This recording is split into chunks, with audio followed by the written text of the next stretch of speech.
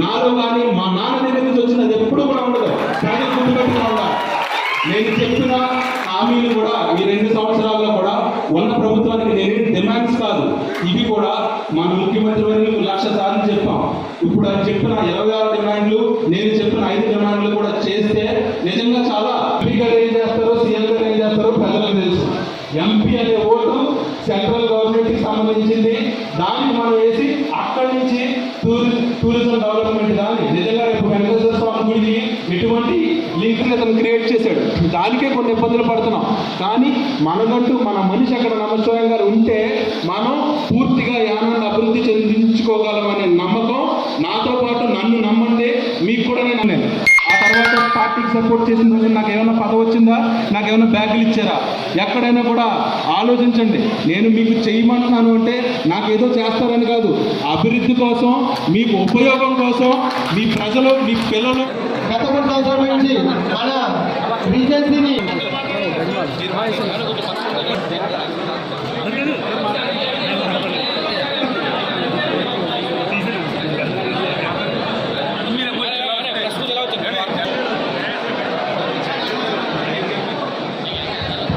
Stage మీద ఉన్న వాళ్ళు దిగండి, ఫోటోలు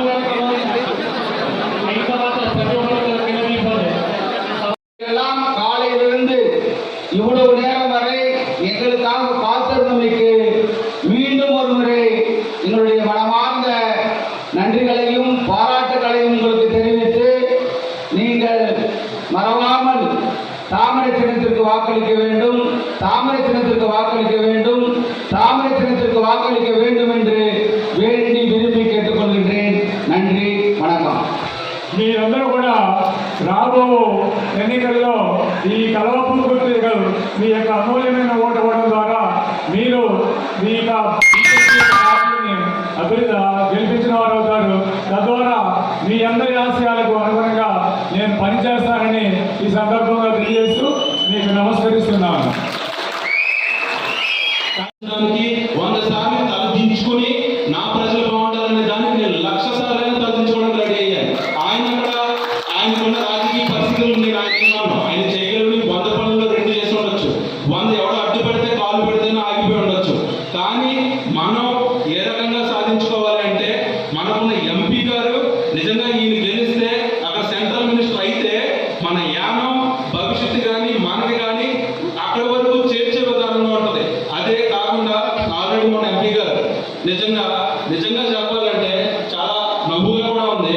సర్కార్ ఎక్స్ప్రెస్ కోసం నేను ఎన్నిసార్లు కలిసానో, ఎన్నిసార్లు తిరిగానో నాకు తెలుసు. అయిపోయిన తర్వాత కూడా మొన్న కాంగ్రెస్ నాయకులు, ఎంపీ గారు కూడా మేమే చేంజ్ చేసాం అని చెప్పి పేపర్లో ఎంచుకుంటే, ఇది ఉన్నాయి మన లోకల్లో ఒకరితో సరిపోవట్లేదంటే వీళ్ళు కూడా తయారని వెనకాల ఉన్న పరిస్థితి అలా ఉంది అని చెప్పి నిజంగా నవ్వుకునే పరిస్థితి అనమాట. ఎందుకంటే ఆ రోజు స్పీకర్ గారు కానీ ఉన్న పరిస్థితుల్లో నేను 4-5 సార్లు ఆ పని మీద తిరిగాను.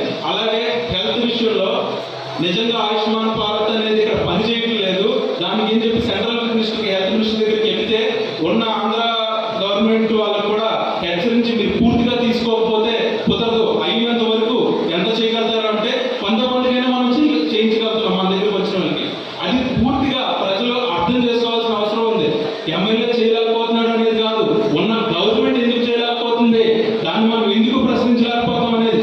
నేను ఖచ్చితంగా ఈరోజు మాజీ మంత్రి గారు 26 డిమాండ్లు ఇచ్చేశారు. నిజంగా అది నేను జరిగితే నేను 100% దేనికైనా రెడీ. కానీ నేను అడిగింది ఏంటి అంటే, పేదలకి ఉచిత వైద్యం, ఇళ్ల పట్టాలు, రేషన్ కార్డులు, డోక్రా రుణాలు 35 వస్తే మా బతుకులు మారుతాయని మీరు ఎలా అయితే ముందుకొచ్చి నన్ను గెలిపించారో, నన్ను పూర్తిగా నమ్మితే మిమ్మల్ని తీసుకెళ్ళి మీరు ఏ రకంగా కోరుకుంటున్నారో కూర్చుంటే బాధ్యత నాది. కానీ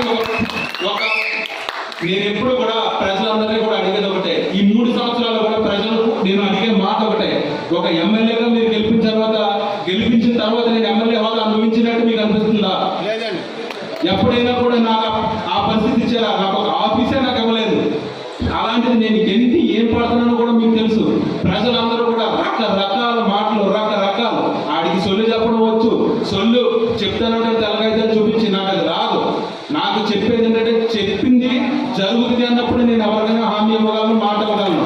నా దగ్గర చాలా మంది వచ్చి నన్ను కొంతమంది డబ్బులు అడిగి ఇంకోటి అడిగితే నేను ఎవరికి ఎప్పుడు కూడా నా బొమ్మను దొరికినోడికి లేదని అన్నాను. కాకపోతే ఏటీఎం నుంచి కూడా రోజుకి 40,000 రూపాయలు వస్తాయి. నేను ఒక మనిషికి సాయం చేయాలంటే నాకు కూడా వ్యవధి ఇస్తూ ఉంటే నాకు వచ్చే దాన్ని బట్టి నేను వాళ్ళకి చేయడానికి ఉంటుంది.